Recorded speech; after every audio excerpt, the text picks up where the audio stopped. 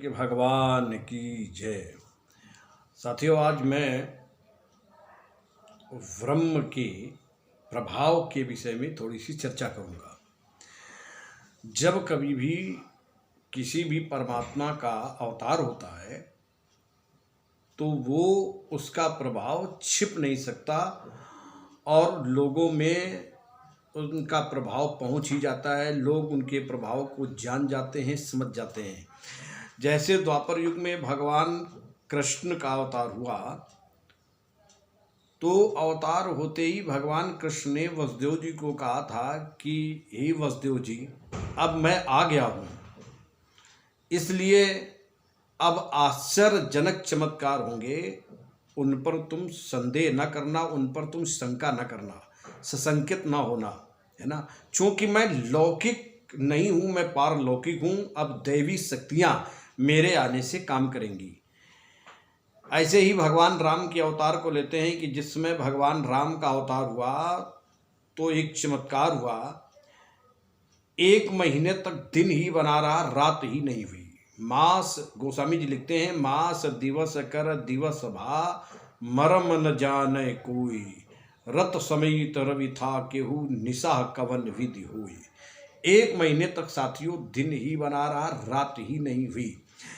रामायण में गोस्वामी जी लिखते हैं कि गुप्त रूप अवतरे प्रभु, लेकिन गयहु जान सबको। परमात्मा बड़े ही गुप्त रूप से प्रकट होता है, लेकिन वो छिपता नहीं है और सभी लोग जानने लग जाते हैं। ये परमात्मा का प्रभाव है। जैसे हम सूर्य को बहुत समय तक ढक नहीं सकते हैं, बादलों के आ जाने से कुछ समय तक तो सूर्य छिप सकता है, लेकिन हमेशा के लिए नहीं। ऐसे ही परमात्मा जब कभी भी अवतार लेता है तो अवतार लेने के बाद में उसके चमत्कार संसारी लोग देखने लग जाते हैं, अनुभव करने लग जाते हैं कि अवतार हो गया है। आज मैं आपको एक बात कहूँगा। मैंने एक दिन कहा था, एक वीडियो में बताया था कलयुग के वर्णन में कि भगवान का कलंकी अवतार होगा कुमारी कन्या से।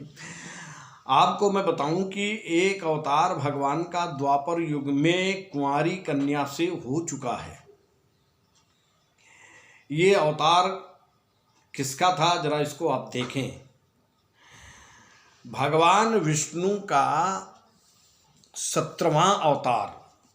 व्यास जी भागवत जी में लिखते हैं, देखिए, प्रथम स्कंद अध्याय 3 श्लोक संख्या 21। क्या लिखते हैं? तथा सप्तदशी जाता सत्यवत्याम पराशरात, चक्रे वेदतरु शाखा दृष्टा पुंसोल्पमेधसा। भगवान के 17वें अवतार में भगवान व्यास जी आए। व्यास जी का जो अवतार हुआ है ये भगवान विष्णु का 17वां अवतार था और ये सत्यवती के कुंवारे अवस्था में ही पराशर जी के द्वारा ये भगवान का अवतार हुआ। तो साथियों, मैं आपको एक बात ये बता दूं कि थोड़ी सी यहाँ पर एक कथा बता दूं, नहीं तो भ्रम बना रहेगा। एक उपरिचर नाम के वसु थे। एक बार जंगल में उस शिकार खेलने के लिए गए। इनका तेज स्खलित हो गया। इन्होंने उस तेज को दोने में रखा। एक गीधनी को बुलाया कि तुम इस मेरे तेज को मेरी पत्नी के पास पहुंचा दो। वो गीधनी उस तेज को लेकर के आकाश मार्ग से जा रही थी। दूसरी एक गीधनी ने देखा कोई खाने की वस्तु है, ऐसा जान करके झपट्टा मारा तो वो दोना उस यमुना नदी के जल में गिरा। वहाँ एक मछली जो अद्रिका नाम की अप्सरा थी, एक ब्राह्मण के श्राप के द्वारा मछली बन करके उस नदी में रह रही थी। ज्यों ही वो चीज गिरी, उसने उसको खा लिया, जिससे उसके गर्भ हो गया। जब महात्मा जी ने इसे श्राप दिया था उस समय महात्मा जी शाम का समय था, भगवान सूर्य को जल दे रहे थे। नियम यह है कि प्रातःकाल जब भगवान सूर्य को जल दिया जाता है तो थोड़ा झुक करके दिया जाता है, और जब दोपहर में भगवान सूर्य को जल दिया जाता है तो सीधे खड़े होके दिया जाता है। और शाम के समय जब भगवान सूर्य को जल दिया जाता है तो उस समय पश्चिम की तरफ मुंह करके बैठ करके भगवान सूर्य को जल देना चाहिए। तो यमुना नदी में जल में बैठ करके ये भगवान सूर्य को जल दे रहे थे। इस अप्सरा ने इनको पकड़ लिया। महात्मा जी डर गए, इन्होंने श्राप दे दिया, तुम मछली हो जाओ। उसके विनय करने पर कहा कि जब तुम्हारे शरीर पेट से एक बेटा और एक बेटी का जन्म होगा, उस समय तुम्हारा ये शरीर छूट जाएगा। जैसे ही महात्मा जी वहां से चले गए, इसने उस तत्व को खाया, इसके गर्भ रह गया। समय आने पर ये मछली पकड़ी गई, पेट चीरा गया, तो उससे एक लड़का और एक लड़की का जन्म हुआ। ये अप्सरा तो अपने स्थान को चली गई। उस लड़के का नाम मत्स्य रखा, जो महाराज ऊपरचर ने उसे अपने यहाँ रख लिया। और वो लड़की जो मत्स्योदरी थी, कई नाम हुए इस कन्या के। एक तो मत्स्योदरी, दूसरा योजनगंधा, सत्यवती और मत्स्यगंधा।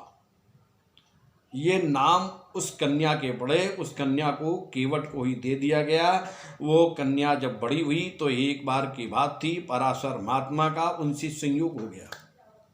और जैसे महात्मा का उनसे संयोग हुआ, कुंवारे अवस्था में ही एक बालक का जन्म हुआ। और जब ये बालक पैदा हुआ तो यमुना नदी के बीच का जो द्वीप स्थान था, वहाँ पर इस बालक को सत्यवती ने जन्म दिया। तो पैदा होते ही ये बालक माता की उम्र के बराबर हो गया। और द्वीप में पैदा होने के कारण इसका नाम द्वैपायन रखा। चूंकि रंग में यह काले थे, इसलिए इनका नाम पड़ गया कृष्ण द्वैपायन। और आगे चल करके इन्होंने ही 18 पुराण लिखे हैं, वेदों का विभाजन किया, इसलिए इनका नाम पड़ गया वेद व्यास। तो जिस समय इनका जन्म हुआ, तो जन्म होते ही अपनी माता के उम्र के बराबर हो गए। और इन्होंने कहा, हे माँ, मैं अभी तपस्या करने जा रहा हूँ, और जब आपको मेरी आवश्यकता पड़ेगी तब आप मेरे को याद करना, मैं तुरंत ही आपके दर्शन करने के लिए आपके पास आऊँगा। ऐसा कह करके व्यास जी चले गए थे। व्यास जी पैदा होते ही अपनी माता की उम्र के बराबर हो गए। ऐसा ही कलयुग में होगा। अब देखो जरा मैं क्या कहना चाहता था। यही सत्यवती, बाद में इनका विवाह महाराज शांतनु के साथ में हुआ, जिससे कौरववाद की उत्पत्ति हुई। ये कथा महाभारत देवी भागवत उसमें आती है। अब मैं इसी प्रथम स्कंद में आगे वर्णन करते हुए 24 और 25 अध्याय 3 श्लोक संख्या 24 और 25 अध्याय 3 स्कंद प्रथम भागवत जी का देखिए क्या लिखते हैं। ततौ तथा कालौ संवृत्ते सम्मोहाय सुरद्दिशां बुद्धो नाम्न जनसुतः कीकटेषु भविष्यति। कलयुग आ जाने पर मगध देश में अजन के रूप में भगवान का बुद्धावतार होगा, यानी हो चुका है कलयुग में। और इसके बाद में ये कलयुग की शुरुआत में अवतार हो चुका है भगवान का बुद्धावतार। इसके फिर लिखते हैं, अथासौ युग संध्यायाम दस्यु प्रायेषु राजसु जनिता विष्णुयसु नामना कल्की कल्किर जगतपति ही। इसमें लिखते हैं कि इसके बहुत पीछे जब कलयुग का अंत समीप होगा और राजा लोग प्रायः लुटेरे और चोर हो जाएंगे, तब जगत के रक्षक भगवान विष्णु यश नामक ब्राह्मण के घर कल्की के रूप में अवतार ग्रहण करेंगे। ये बात प्रथम स्कंद में आई है, ये मैंने आपके सामने बताया। अब जरा देखिए कलयुग के वर्णन में हमारे व्यास जी क्या लिखते हैं। आज वो भी आप प्रमाण देखें। कलयुग के वर्णन में हमारे व्यास जी ने लिखा, 8 यवन, 14 तुर्क और इसके बाद 10 गुरंड और 11 मौन नरपति होंगे। ये अध्याय प्रथम श्लोक संख्या 30 द्वादश स्कंद। देखते हैं क्या लिखते हैं। द्वादश स्कंद श्लोक संख्या 30 लिखते हैं। ततष्टौ यवना भाव्या चतुर्दशा तुरुष्कका भूयो 10 गुरुजनास्य मौना एकादशई वचा।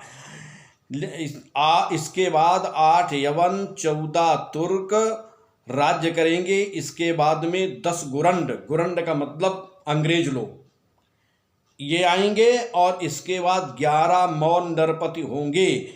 ये सब मिला करके 1099 वर्ष तक पृथ्वी का शासन करेंगे। और जो मौन इस समय जो मौन राज्य चल रहा है उसके लिए इन्होंने बताया है कि ये 300 वर्ष तक पृथ्वी का शासन करेंगे। यानी ये जो चुनाव प्रक्रिया है ये अभी 300 वर्षों तक ऐसी ही चलती रहेगी। इसके बाद फिर दूसरी स्थिति पैदा होगी, फिर चुनाव कर्म प्रायः बंद हो जाएंगे और जो शक्तिशाली होगा वही सत्ता को अपने अधिकार में कर लेगा। आगे लिखते हैं, कलयुग में बालों का ही श्रृंगार रह जाएगा।